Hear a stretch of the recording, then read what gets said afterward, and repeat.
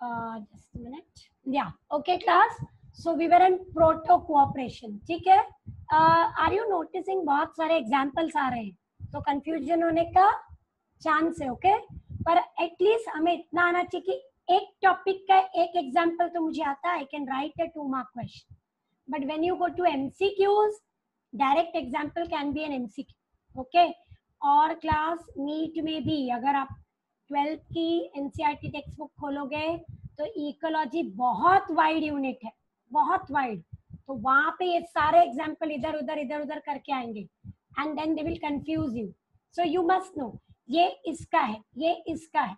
You may remember NCERT, not a problem, correct. NEET वाले बच्चे specially you will pay more attention on NCERT examples. Thankfully हमारी book उतनी upgrade हो गई. Okay, so I am going back to proto cooperation. Fine, just a minute, give me few seconds. Class, sir मुझे screen share.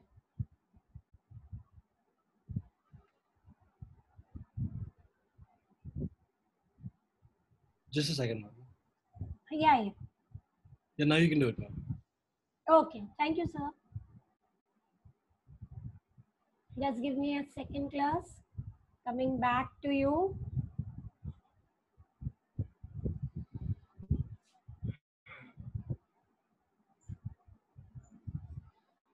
Okay, हम ये slides पे थे and we are, सुनाई दे रहा है ना सबको? फाइन ना?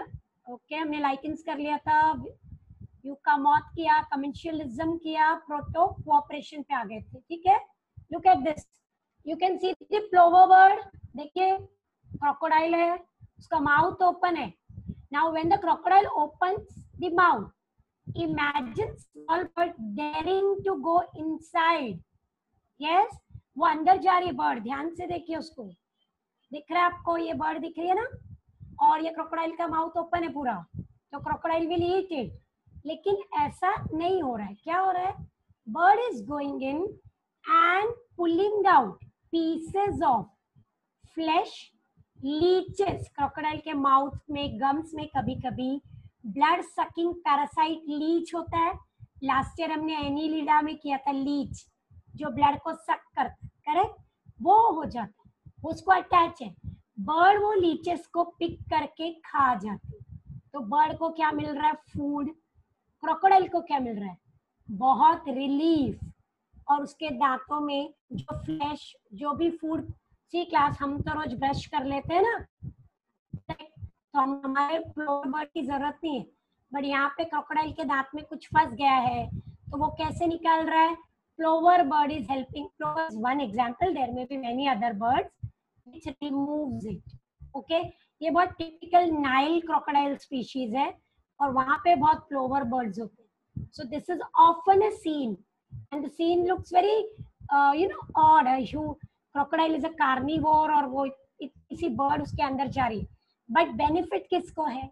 दोनों को. लेकिन इज इट कंपल्सरी? बर्ड के लिए जरूरी है लीच खाना?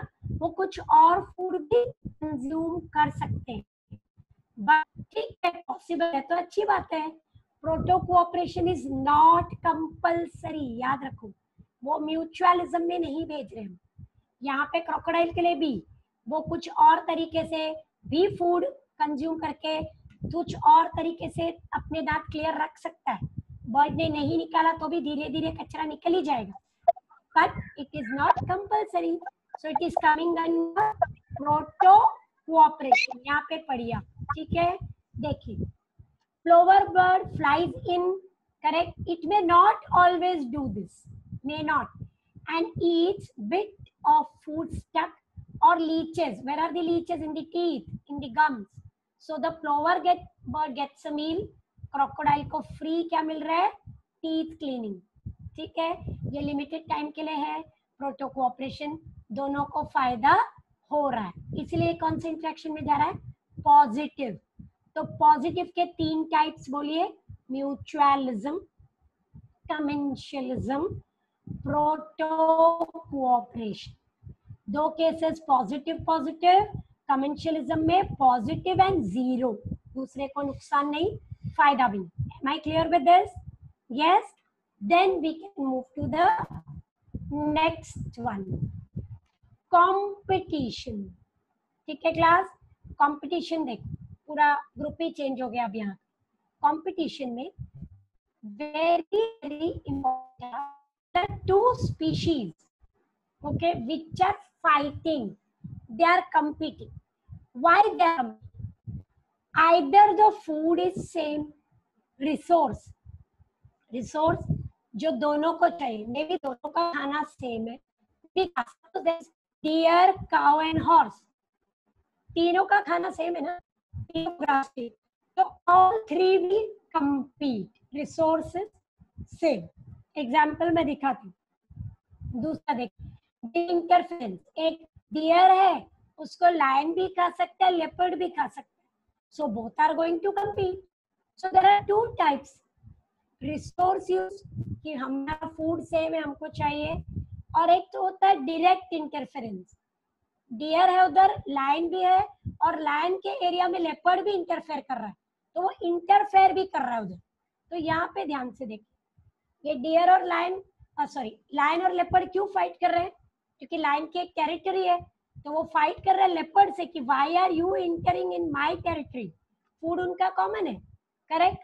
सो the lion is going to fight, they both are going to compete for those deers, for the goat or for whichever organism they are going to eat.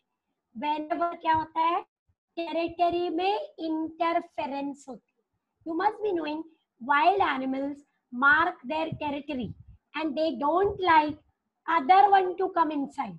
Like एक tiger है, उसका area fix है, वो वहां पे ही Hunt करेगा, दूसरा आएगा तो दे विल फाइट, तो tiger will fight. So what is this? Don't interfere in my zone. If you interfere, what it will generate?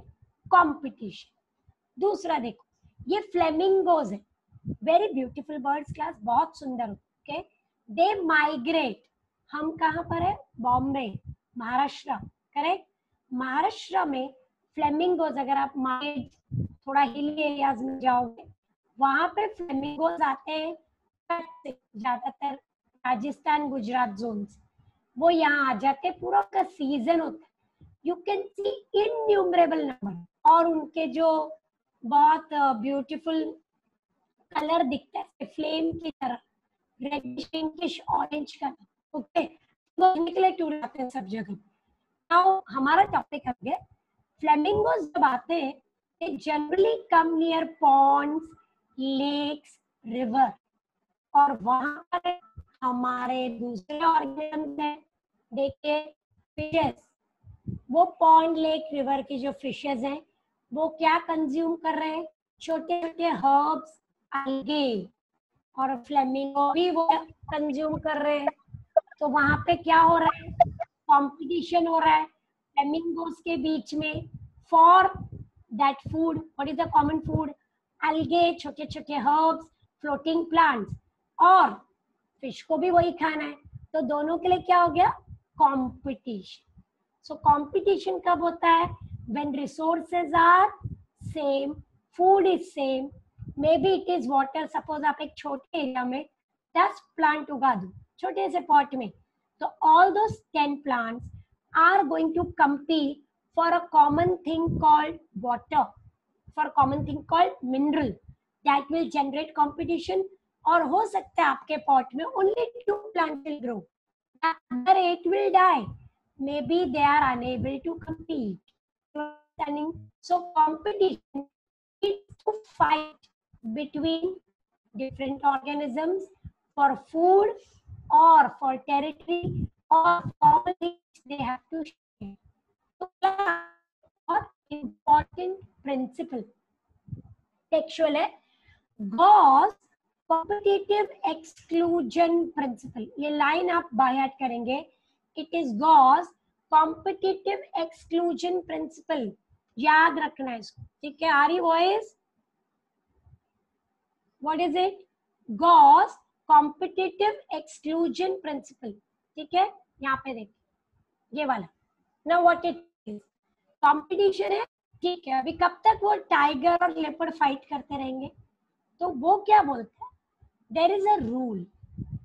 after some time, competition has to end.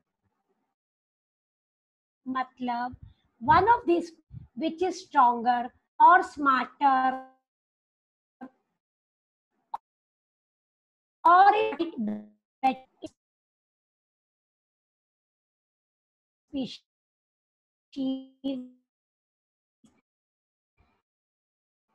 and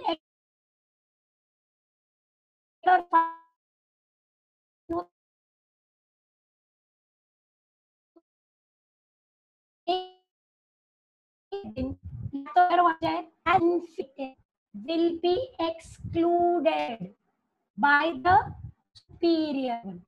अब आप superior किसी भी form में हो सकते हो, जरूरी नहीं कि आप फिजिकली सुपीरियर हो, जरूरी है आप ह्यूमन बीइंग कैसे सुपीरियर है, टेक्निकली हमारा ब्रेन बाकी सारे स्पीशीज से बेटर है, तो हमने क्या किया कर दिया, कर दिया.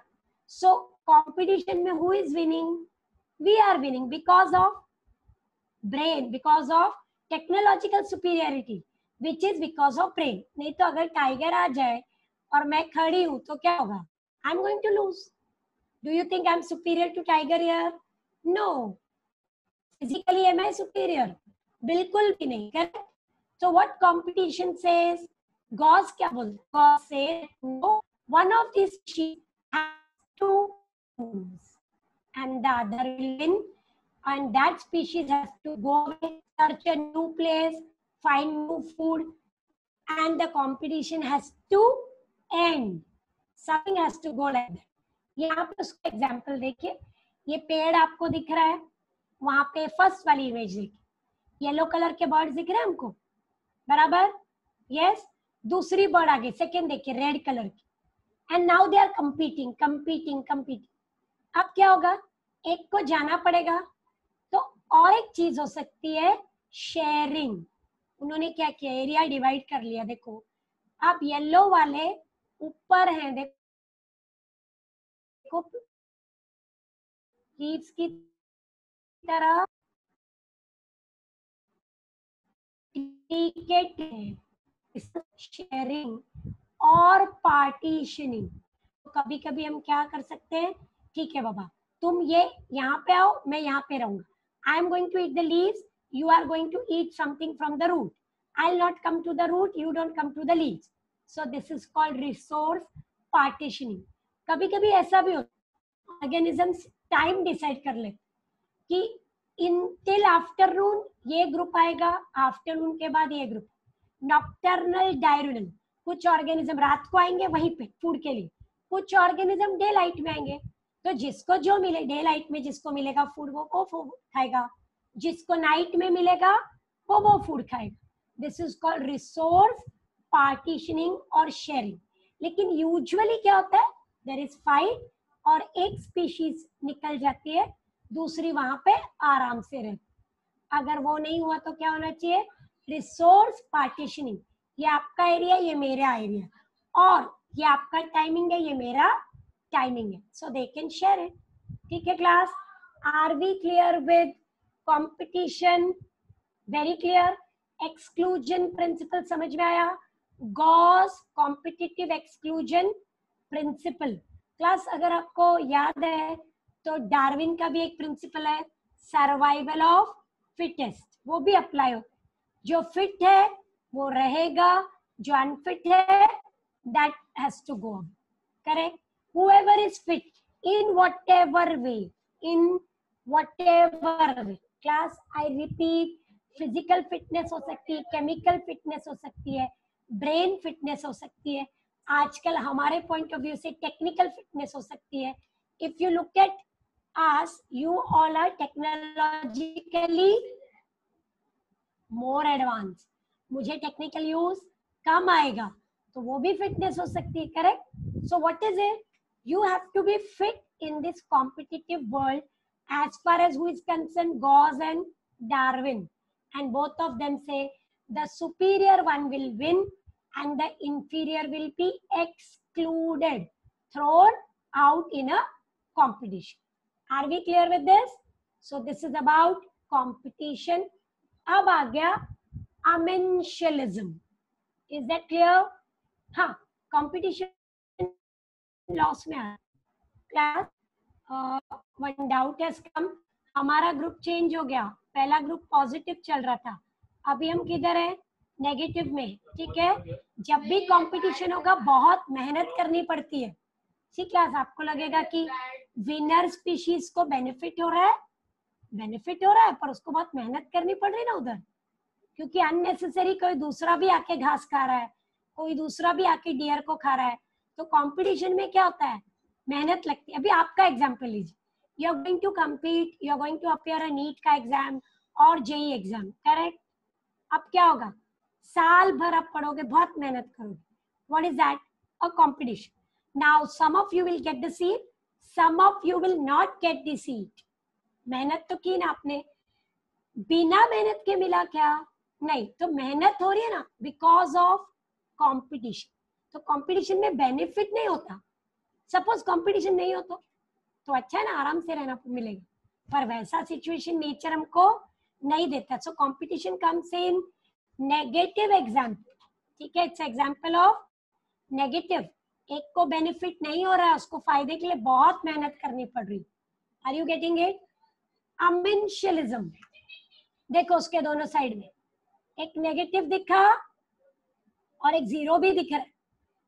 एक को नुकसान हो रहा है, दूसरे को ना नुकसान हो रहा है ना फायदा. छोटा सा एग्जांपल है क्लास, फिनिश हो जाएगा.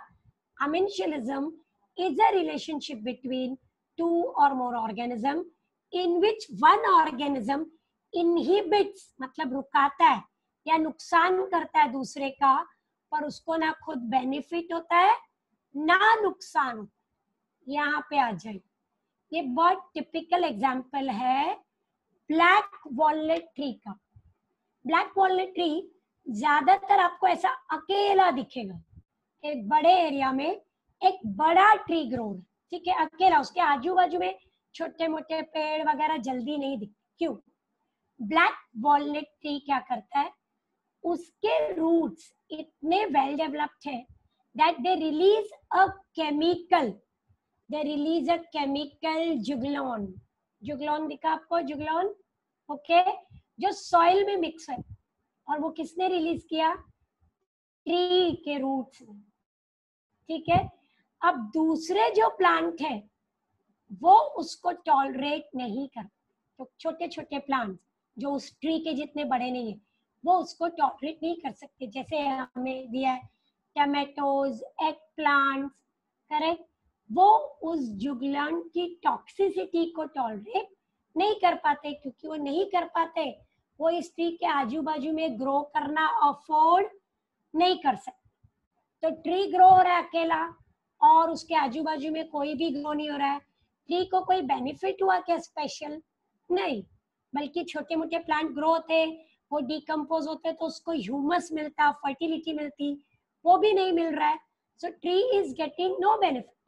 लेकिन दूसरों को नुकसान हो रहा है. यहाँ पे देखिए, दिख रहा है black walnut tree? Yes, are you getting it? ये टॉक्सिसिटी क्या कर रहा है? उसके रूट से निकल रहा है, which is a chemical. जुगलॉन is one example. Okay, there can be many other examples. Now इसमें क्या होगा? टॉक्सिसिटी वो टॉलरेट नहीं कर पाएंगे ज्यादातर. कौन? छोटे प्लांट जो बहुत बड़े बड़े ट्रीज नहीं बनते, टमेटोज. ठीक है. अब टॉक्सिसिटी टॉलरेट कर सकते हैं क्या, ऐसा किसी ने पूछा है? तो क्लास वो तो दिखाई दे रहा है. देखो ध्यान से, चारों बाजू ग्रास ग्रो हो रहा है.